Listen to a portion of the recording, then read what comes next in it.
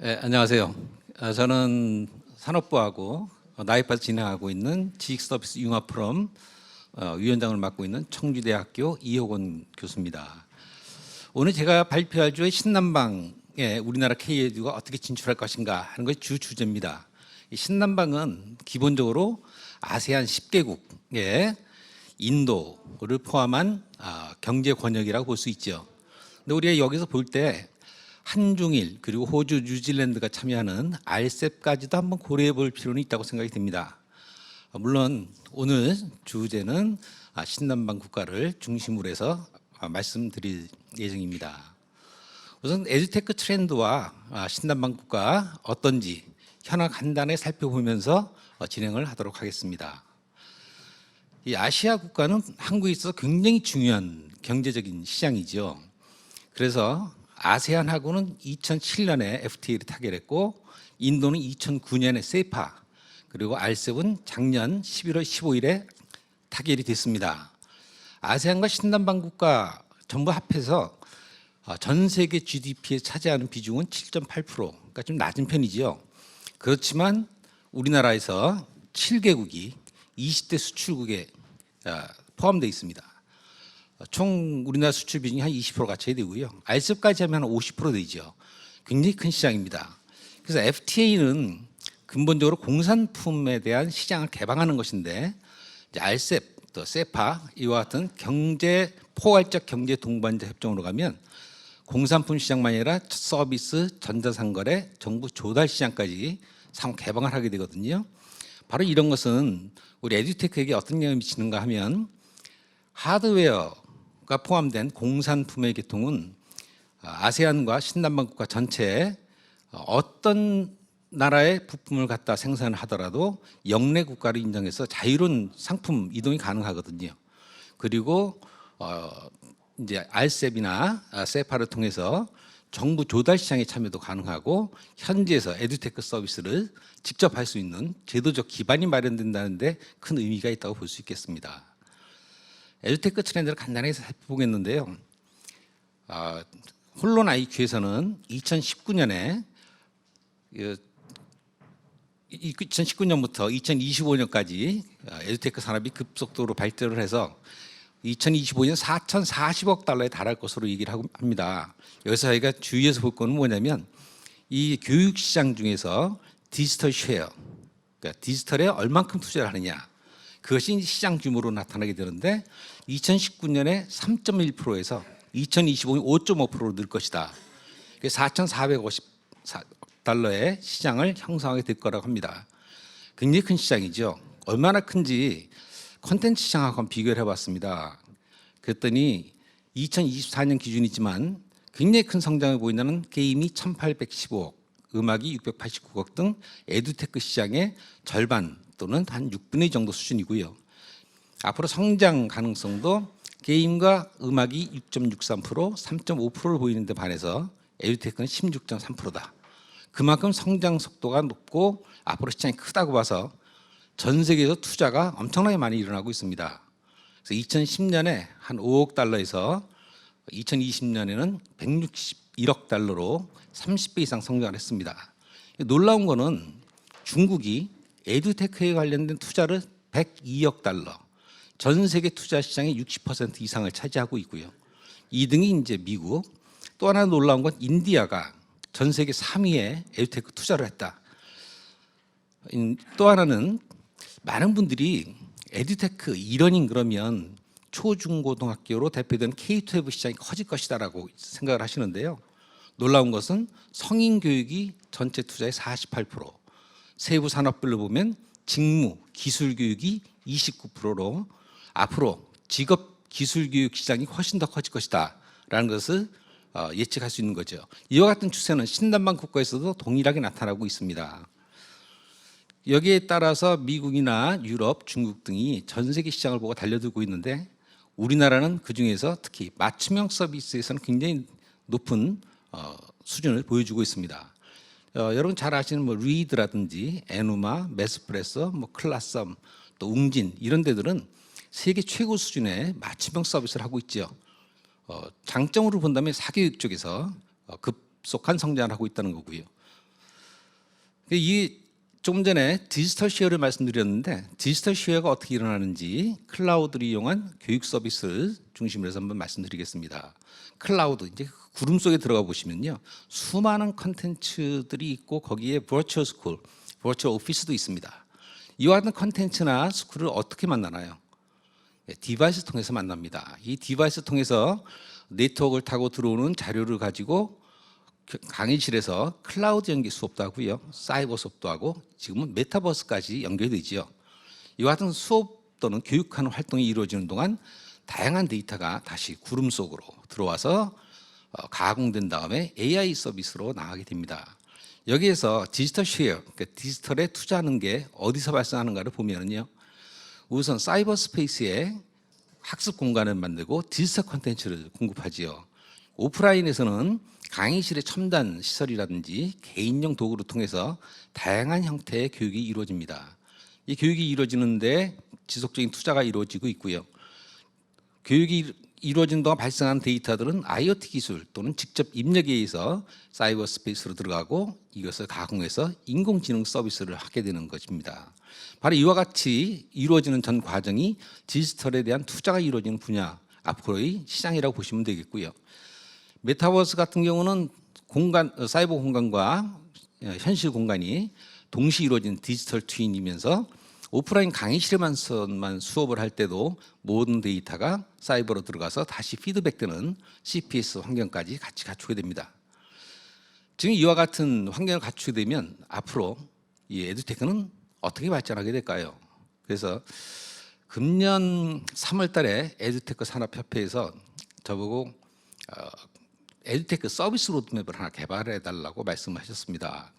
그래서 패스트AE에서 거시 환경 분석을 하고 세부 산업별로 어떻게 발전하는지를 본 다음에 이 두 가지를 같이 매칭을 시켜봤습니다. 매칭을 시켜서 만들어낸 것이 이제 서비스 로드맵입니다. 여기 나오고 있는 서비스 로드맵 그 순서대로 발전하는 것은 아니고 분야에 따라 다 달라지죠. 우리나라 같은 경우는 공교육은 클라우드 기반 학습 쪽에 있다고 하면 사교육은 이미 뭐 인공지능 서비스, 또 몰입형 서비스, 데이터 기반 지능형 학습 진로 지도까지 나가고 있고요. 인도 같은 경우는 미국에 있는 하버드나 MIT하고 연결해서 마이크로 러닝을 확대하기 시작하고 있습니다. 미국은 마이크로 러닝, 마이크로 크리덴셜을 거쳐서 코세라 같은 데는 IPO에 진입하기도 했죠. 이와 같이 나라에 따라서 분야에 따라서 그 서비스가 발전하는 과정은 다 달라집니다. 신남방 국가에 갈 때는 어느 나라의 어떤 분야에 갈 것인지를 포지셔닝하는 것이 굉장히 중요하다는 것을 말씀드리겠습니다. 또 하나 이제 볼 부분은 CPND에 의한 융복합화된 상품인데요. 저희 이제 그 포럼에서는 CPND 기반으로 이제 에듀테크 생태계를 분석하고 있습니다. 그래서 보니까 모든 제품들이 융복합해서 가더라. 예를 들면 구글 같은 경우에는 네트워크에 있는 클라우드를 중심으로 해서 각종 시스템 한 150개 이상의 협력업체를 붙이고 지금은 크롬북, 잼보드, 스팀 교구까지 같이 가는 P&D 형태의 융합을 보인다든지 AR, VR 컨텐츠 같은 경우는 AR 글래스나 HMD 같은 웨어러블 디바이스와 결합한 CD 또는 거기에 시스템이 붙은 CPD 형태의 융합으로 가고 있다. 이 융합화라고 하는 부분도 꼭 한번 기억을 해주시면 좋을 것 같습니다. 이어서 신남방 국가에 대해서 간단하게 살펴보겠습니다. 지금 여기 보시는 표현은 각 국가의 면적, 인구, 그다음 GNI를 조사해 놓은 것인데 왜 GNI를 하냐면 GNI는 Gross National Income입니다. 실제로 벌어들인 돈, 얼만큼 에듀테크에 투자를 할 수 있는가, 실질적인 구매력이 있는가를 보기 위한 겁니다. 좀 정리를 해봤는데요. 혹시 나중에 자료를 보시는 분들은 여기서 경제성장률과 IDI 순위는 그냥 전체 흐름만 파악하는 걸로 보시면 되겠습니다. 이 국가 GDP를 놓고 본다면 여기서 보시는 것처럼 인도는 2조 달러 이상의 그 GNI를 보이고 있고요. 인도네시아 1조 달러 이상입니다. 이렇게 큰 나라들은 국가 차원에서의 조달 시장이 많이 생길 수 있는 나라다. 그런데 오른쪽에 있는 1인당 GNI를 보시면 LMIC에 해당합니다. 이거는 중저소득국이죠. 그러니까 1인당 GDP가 낮아요. 그래서 ODA 대상 국가입니다. 그러니까 인도네시아나 인도 같은 경우는 정부 차원에서 G2GA에서 정부 조달 시장 또는 ODA 사업을 할 수 있는 데고요. 1인당 개인 소득으로 본다면 HIC, 그러니까 하이 인컴 컨트리인 싱가포르 같은 경우는 시스템이나 컨텐츠가 우리나라 수준 못지 않습니다. 우리의 B2C 시장으로는 좀 어려운 시장으로 보이지 않나 싶고요. LIC 같은 경우는 로우 인컴이기 때문에 사실 구매력이 좀 약한 편이지요. 그래서 우리 주 시장은 upper middle income countries, 그다음에 lower middle income countries가 주 대상이 될 수 있지 않을까 이런 생각이 듭니다. 그래서 국가의 총 GDP, 1인당 GDP를 같이 보셔야 되는데 사실 이 아무리 가난한 나라라고 하더라도 전체 인구 한 10% 이상은 잘 삽니다. 대도시에 모여 살지요. 그래서 그 대도시에 어디 모여 사는가를 보시면 시장이 얼마나 나올 수 있을지 알 수가 있습니다. 그리고 각 나라마다 사립학교나 국제학교는 굉장히 높은 투자를 하고 있다는 걸 보시면 되겠습니다. 신남방 국가의 이제 ICT 환경도 우리가 고려해야 되는데 앞에서 말씀드렸던 IDI 지수는 2017년부터 ITU가 발표를 하지 않습니다. 왜냐하면 엄청나게 빠르게 바뀌거든요.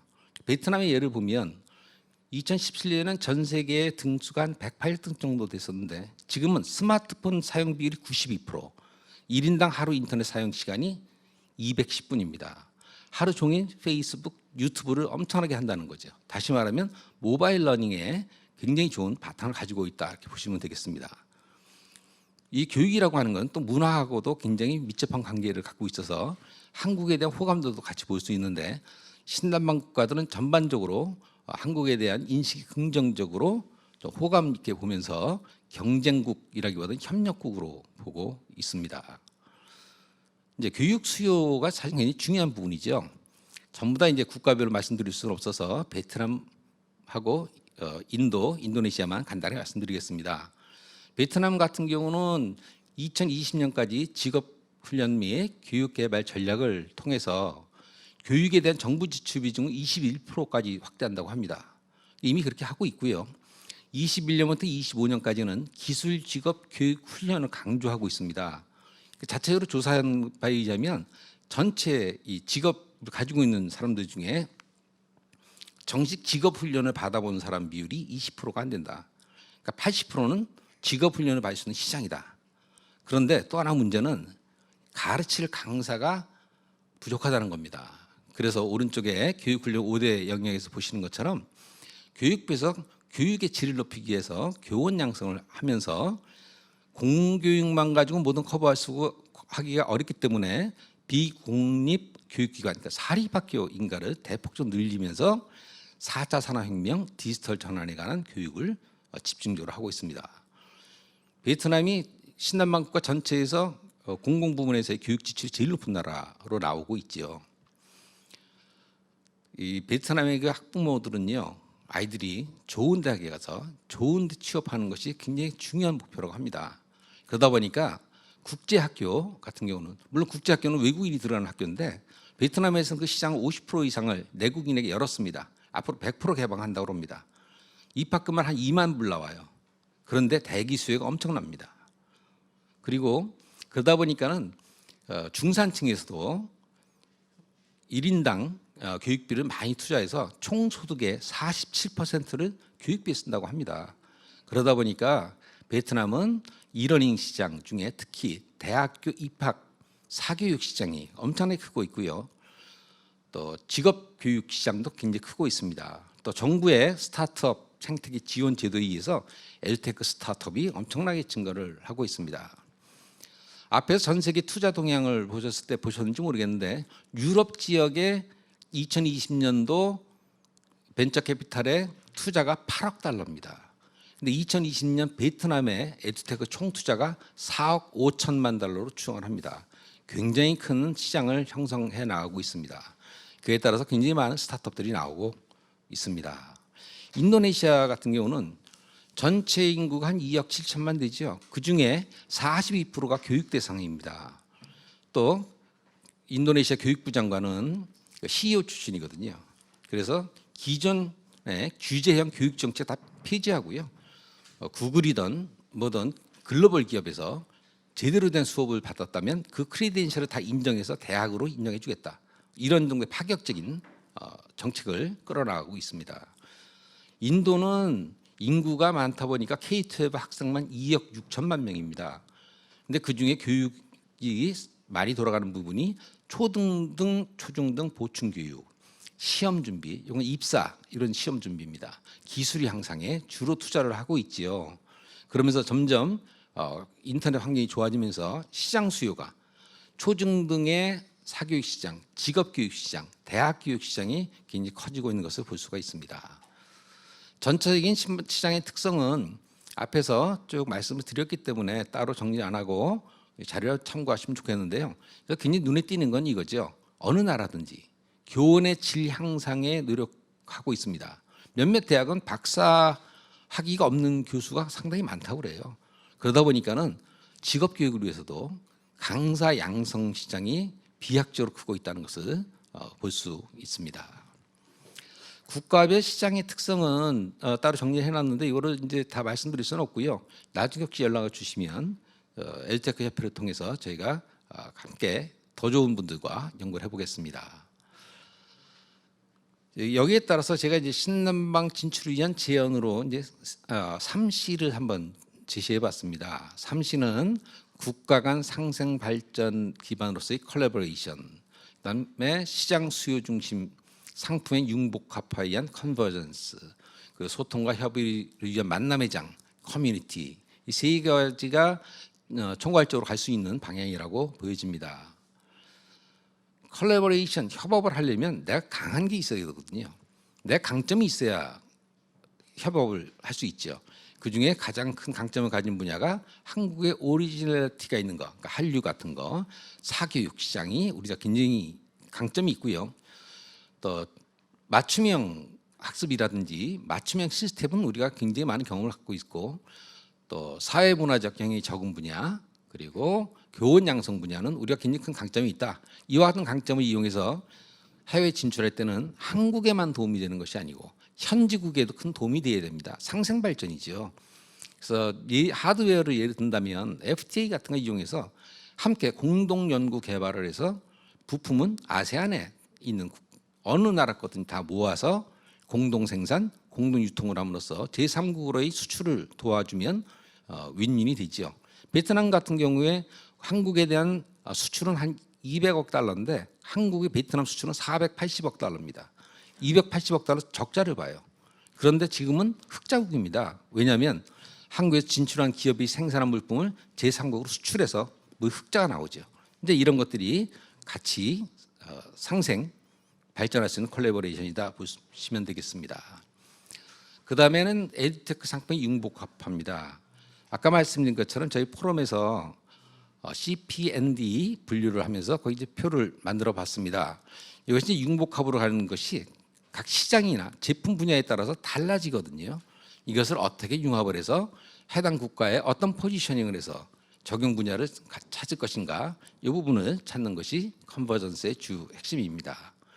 마지막으로 이제 커뮤니티입니다.